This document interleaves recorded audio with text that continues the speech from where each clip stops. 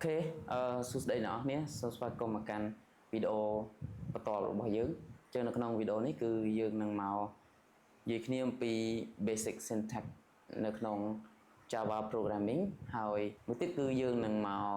ស្វែងយល់អំពីការប្រើប្រាស់នៅ interface របស់ IntelliJ ថាតើយើងប្រើប្រាស់វាបែបណាហើយដើម្បីយើងអាចស្វែងរកerror code របៀបមើលកន្លែង build ឬក៏មើល console អីហ្នឹងហើយយើងទៅមើលកន្លែងណាឬក៏យើងចង់ config នៅ keyboard shortcut ឬក៏ផ្លាស់ប្ដូរនៅSteam របស់ IntelliJ ហ្នឹងតែយើងទៅ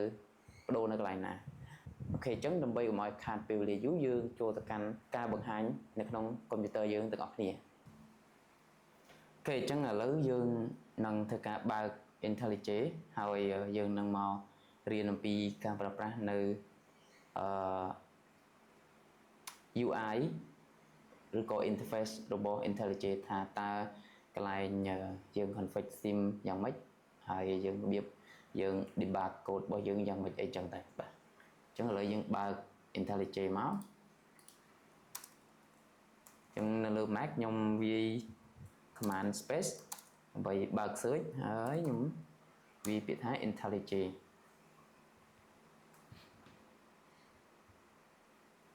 អូខេអញ្ចឹងឥឡូវ IntelliJ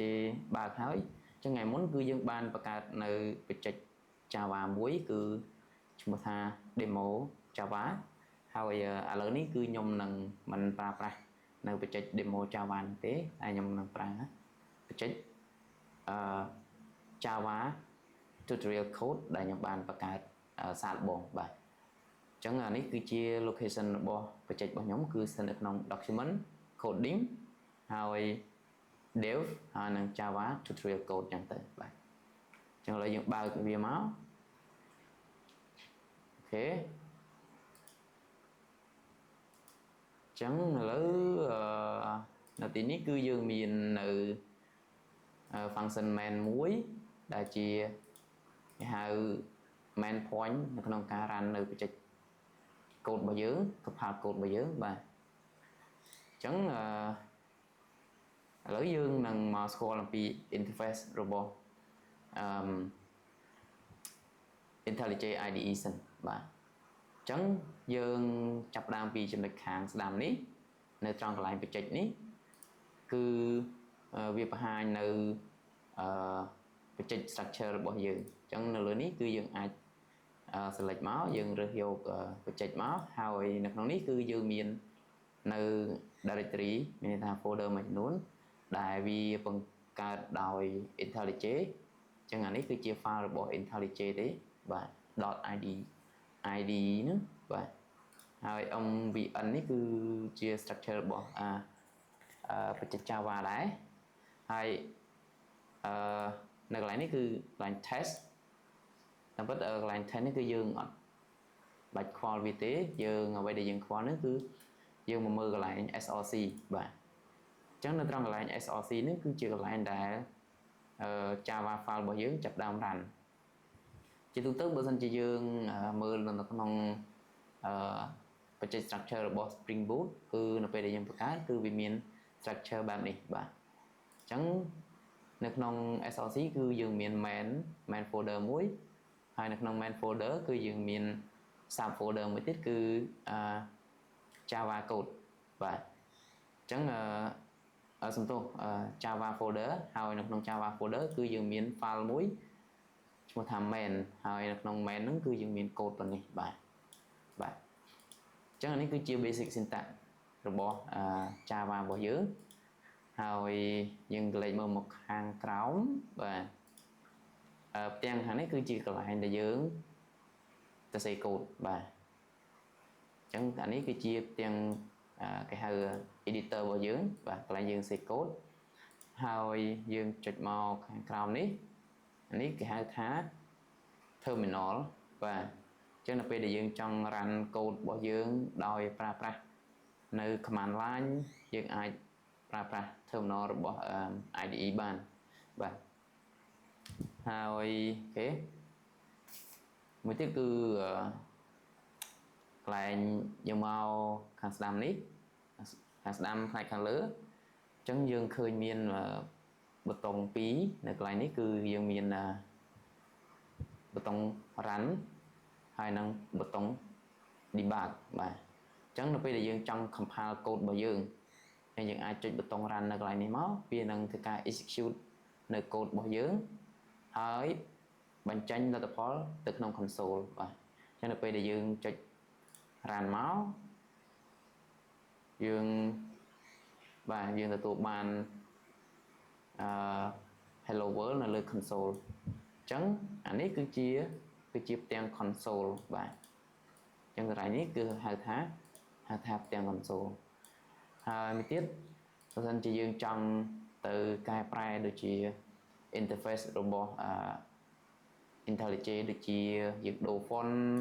ឬក៏យើងដូរ theme ដូចជាយើងចង់ដូរវាទៅជាពណ៌សអីចឹងទៅអញ្ចឹងយើងអាចចូលទៅដូរបានដោយយើងគ្រាន់តែចូលទៅកាន់menu IntelliJ នឹងមកហើយយើងចូលទៅកាន់ setting អូខេអញ្ចឹងយើងទៅរកអីគេទៅរកបាទនេះនៅកន្លែង apparent and behavior នេះ behavior នេះអញ្ចឹងយើងរើសមកយើងចង់បានអីគេចង់បានពណ៌អីគេអញ្ចឹងយើងរើសមកនេះដូចនេះពណ៌ស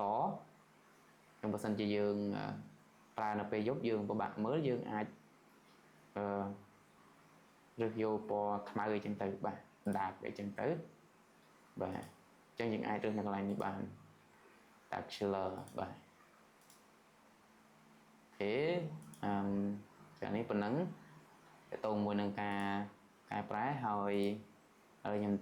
យក Iceland Dark វិញដោយសារតែពេលយប់ខ្ញុំអត់ចង់ចាំភ្នែកទេហើយមួយទៀតយើងចង់ទៅដូរ font បាទអញ្ចឹងចង់ដូរ font ហើយយើងអាចចូលមកកាន់ editor ហើយយើងចូលទៅកាន់ font បាទនេះ font អញ្ចឹងយើងអាចរើសមកនេះ font នៅកន្លែងនេះហើយបន្តមកទៀតនេះទំហំអក្សររបស់យើងហើយនឹង line high នេះគឺសំដៅទៅលើកម្រិតពីមួយជួរទៅមួយជួរនោះយើងចង់ឲ្យវាមានចន្លោះប្រមាណទំហំប្រមាណអញ្ចឹងបាទអញ្ចឹងហើយអានេះទំហំអក្សរយើងចង់ដាក់ប្រមាណក៏បានដែរឥឡូវខ្ញុំបន្ថយដាក់ត្រឹមតែ15ចុះអូខេហើយ line height ពីយើងនេះយើងឃើញនេះគេតែពេលយើងដាក់កាន់ធំវាកម្រិតមួយជួរនៃកូដរបស់យើងគឺវាធំតាមហ្នឹងបាទខ្ញុំយក 1.2 ដដែលហើយយើងពេលដែលយើងកែប្រែហើយយើងចុច apply មកហើយកន្លែងនេះ font យើងអាចរើសហើយយើងចង់បានfont ផ្សេងយើងរើសមកនេះដូច Vira Code អញ្ចឹងហើយយើងអាចរើសបានអូខេនេះអញ្ចឹងខ្ញុំអត់កែប្រែវាទេខ្ញុំយកចិត្ត brand mono font របស់វាដដែលហើយខ្ញុំចុច apply ហើយខ្ញុំ save អញ្ចឹងតែប៉ុណ្្នឹងហើយអានេះគឺជាការcustomize នៅ IntelliJ របស់យើងបាទអញ្ចឹងផ្នែកផ្សេងៗទៀតយើងនឹងស្វែងយល់ទាំងអស់គ្នាហើយឥឡូវយើងមកនិយាយគ្នាអំពី main function របស់ Java code របស់យើងបាទអញ្ចឹងយើងឃើញនៅត្រង់កណ្ដាលនេះដែលយើងមានកូដប្រមាណបាទ5បន្ទាត់នេះគឺជា main Java របស់យើងបាទគឺជា main point នៃការ run នៅ Java code របស់យើងអញ្ចឹងអានេះគឺជា syntax របស់វាអ្នកទាំងអស់គ្នាត្រូវទៅសេទៅតាមវា public class main ហើយអានេះគឺជា entry point ហ្នឹងមានន័យថាជាកន្លែងដែលបច្ចេក Java code ហ្នឹងចាប់ដើម run ដំបូងគេបាទអញ្ចឹងយើងទៅសេមក public static void main មកហើយ string args ហ្នឹងមកហើយបើបិទគ្នាហើយយើងបិទគ្នាវិញអញ្ចឹងយើងមើលlevel នៃការបើកបិទគ្នារបស់វាគឺនេះ public class main public class main គឺវាបើកបិទគ្នាមួយហើយ public static void main អញ្ចឹងវាបិទបើកគ្នាមួយដែរបាទអញ្ចឹងយើងមើល level វាឲ្យត្រូវបាទតទៅទៀតយើងមានline មួយគឺ system.out.print ln ហើយនៅក្នុង print ln ហ្នឹងយើងមានពាក្យថា hello world បាទអញ្ចឹង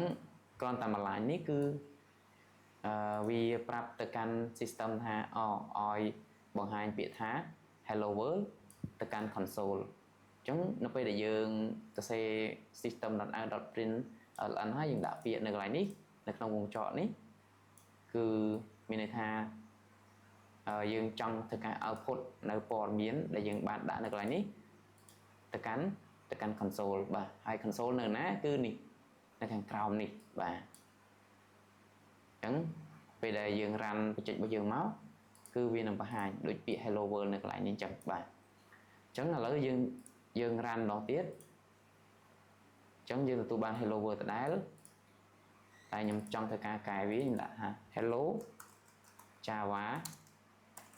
programming អូខេហើយយើងចុច save មកហើយយើង run ម្ដងទៀតអញ្ចឹងយើងទទួលបាន hello java programming បាទអញ្ចឹងអានេះគឺជា basic syntax នៅក្នុងការសរសេរ code java អញ្ចឹងយើងសរសេរតាមនឹងមកបើយើងអនុវត្តសរសេរតាមនឹងមកគឺអានេះគឺជា structure នៅក្នុងការសរសេររបស់វាយើងអាចសរសេរ copy នឹងបានទេកាលណាសរសេរ copy នឹងគឺវានឹង error ឥឡូវឧទាហរណ៍ថាខ្ញុំភ្លេចសរសេរ static នឹងខ្ញុំភ្លេច C អញ្ចឹងទៅបាទអញ្ចឹងវានឹងបង្ហាញred text ប្រាប់យើងបាទអញ្ចឹងវាចេញ warning អញ្ចឹងយើងនឹងឃើញនេះ cannot resolve symbol static អីចឹងទៅបាទអញ្ចឹងមានន័យថា code របស់យើង error ហើយអញ្ចឹងវានឹងឃើញ red line មកដល់នេះលើ structure code របស់យើងហើយកន្លែង play button នេះក៏វាអត់ចេញឲ្យយើង run ដែរបាទតែពេលយើងសេត្រូវគឺវាត្រឡប់មកធម្មតាវិញហើយវាមានប៊ូតុងឲ្យយើងអាចធ្វើការ run បានអូខេបាទអញ្ចឹងអានេះគឺជាមូលដ្ឋានគ្រឹះដំបូងនៅក្នុងការសរសេរ code Java ហើយនៅក្នុងវីដេអូបន្តទៀតយើងនឹងបានស្វែងយល់អំពីការស្វែងយល់អំពីរបៀបនៅក្នុងការមើលនៅ error នៅក្នុង code របស់យើងរបៀបនៅក្នុងការដែលយើង track មើល code យើងថាតើ code យើង error នៅកន្លែងណាយើង debug code យើងដោយរបៀបណាហើយ code របស់យើងហ្នឹងខុស logic កន្លែងណាខ្លះអញ្ចឹងយើងអាច debug មើល code របស់យើងបានបាទអញ្ចឹងនៅក្នុងវីដេអូនេះគឺមានតែប៉ុណ្្នឹងទេយើងនឹងជួបគ្នានៅក្នុងវីដេអូបន្ទាប់នៅក្នុងមេរៀនបន្តផងដែរបាទ